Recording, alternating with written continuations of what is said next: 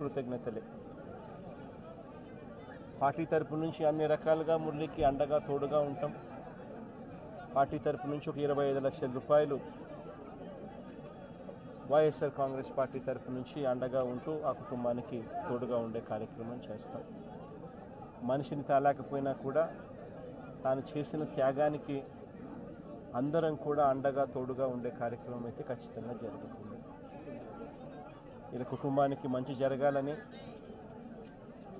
చనిపోయిన మురళికి తన ఆత్మకు శాంతి కలగాలని దేవుణ్ణి మనసారా కూడా కోరుకుంటాను.